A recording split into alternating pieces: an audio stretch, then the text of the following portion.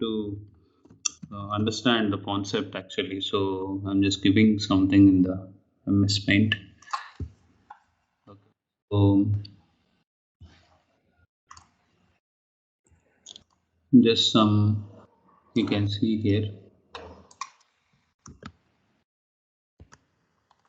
Okay, I think some issue is there. So let's try to understand from this picture. So this is the memory cells. So this is the memory cells. Okay, so even down you can expect the heap and the data segment and the text segment that will be happen, that will be present. Okay, in the RAM for this particular example. Okay, so the 4 is going to store in the lower address, and the 8 is going to store, which is the next variable. It means the B is going to store at this particular address, and A is going to store at this particular address. So the memory address and memory understanding is very much important even for the arrays and structures and the different aspects that we are going to discuss in the upcoming sessions. Okay, so to try to understand this, okay, so probably because this is called by the main function, right? So in this example, okay, means somewhere in the down we can see the main function. It is not just this ESP. Okay, ESP means in something some stack pointer, and this is a base pointer. It means some extra stack pointer. It means some advanced or some 64-bit register, something like that in the processor. Okay, I think you are aware of this 64-bit and other things. So right now in the current market, okay, we have 32 bit and then 64-bit operating systems. Probably you can check it out with the uname command in your Linux Ubuntu to understand better. Uname minus a, it will give all the things. Okay, whether it is 32-bit or 64-bit, and also the processor capacity also you can understand from that. Okay, so this is very much important. So based on this, we can able to handle multiple memory addresses for fetching and all. So for example here, something like address, I mean, sorry, not address, add a comma b. So this is some assembly instruction, and then move something, maybe some a to some 0xFFF 7f, something like this. This is some address which is actually representing something in the RAM. Okay, so just like this example.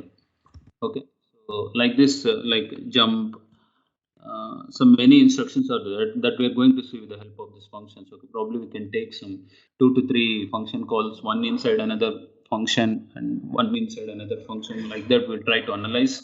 Okay, and then we'll go with the actual issues what we are going to face. Okay, so so this one, to give an example here, so this is actually called as called by value, call by value and call by reference. Okay, so there are two types of function calling. Okay, function function calling.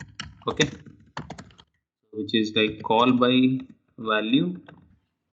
Okay, and number two is call by reference or address. So in C++, the difference is going to change actually. Address is different and reference is different in C++. But in case of C, it is equally, I mean, both are identical. Okay, so call by value means first we need to understand this here. Here we are doing call by value because we are directly sending the values, not the addresses. Okay, if you are sending the addresses, then we call it as call by reference or the addresses. Addresses means you are going to send the addresses instead of direct values. Okay, so this is called as pass by address. Okay, but how we are going to collect? We are going to collect as a, because it is a single address, we are going to collect as a single pointer. Okay, so we'll discuss how the concept of pointer comes into the picture if it is solving our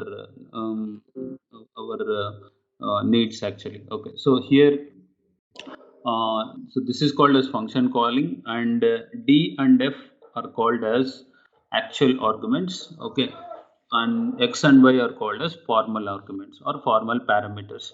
So we say either it is arguments or parameters. Okay, both are same. Basically, we are passing the variables, Here we are passing the variables d and f. Even you can directly send 40 and 50. Accordingly, you need to do some typecasting also if you are writing in some different way. Okay, so int x and int y. So these are all the actual parameters. Sorry. So these are the formal parameters. Okay. So finally, what is actually happening here is in this particular example. Okay, so now okay, so d is going to store in the x and f value is going to store in the y.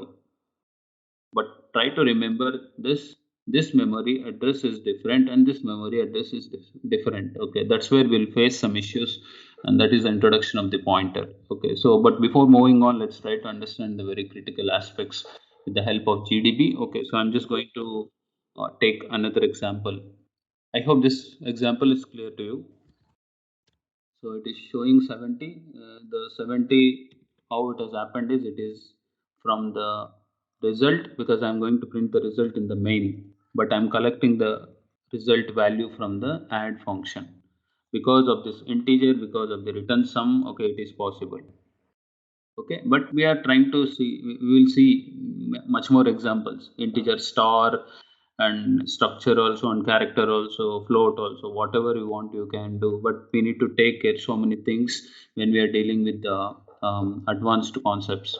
Okay, but this is a fundamental to understand about the function concept. So let's try to debug this part step by step. So that's where the introduction of some of the debugging commands. Okay, so as of now, we have seen from the debugging perspective, you can see break main and break some the file name colon the line number wherever you want to watch the variables. Okay, please try to recollect from the debugging session from the yesterday's discussion. Okay, so running the program, next step. Okay, so this one we have not seen, stepping inside the function. So we have seen the some printing of some variables, printing of some address, and we have not seen where and info stack and info registers. Okay, this is where our CPU registers will come into the picture. Okay, we can see the values and some assembly instructions also that we are going to see. Okay, I will just show you just one simple registers assembly program, assembly language. Okay, so for example, for this one, add.c. Okay, so gcc minus capital S. Okay, and then add underscore function dot c. What is the meaning of capital S? I am requesting the compiler to generate the assembly file.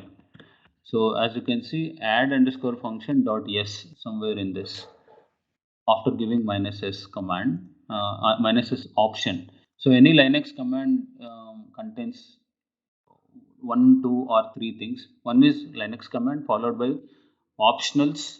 Whether we can give it or not, it doesn't matter. Okay, if we are giving, it will take some special case, it will filter out and show some output. Okay, if arguments are required, that we need to send. Okay, so this is the example, and we have got add function dot s. I'm going